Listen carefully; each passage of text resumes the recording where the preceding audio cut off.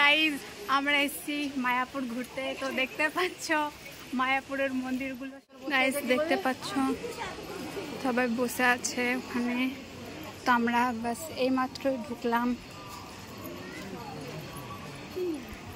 এই মন্দিরটা এখনো তৈরি হচ্ছে।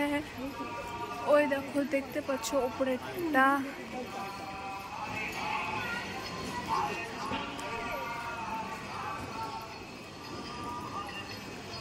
সব গাইজ মন্দিরটার সামনে থেকে দেখো এটা।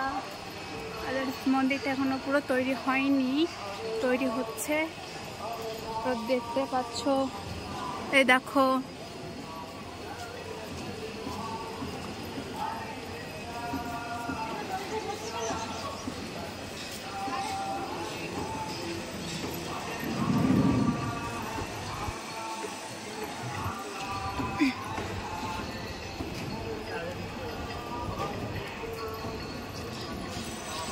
গাইজ আমরা এসেছি মায়াপুর ঘুরতে। তো দেখতে পাচ্ছ মায়াপুরের মন্দিরগুলো সব।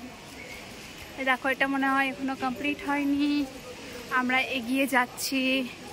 তো দেখো পেছনের গুলো আমরা অনেকটাই ছেড়িয়ে চলে এসেছি, আর আমরা এখন সামনে এগিয়ে যাচ্ছি।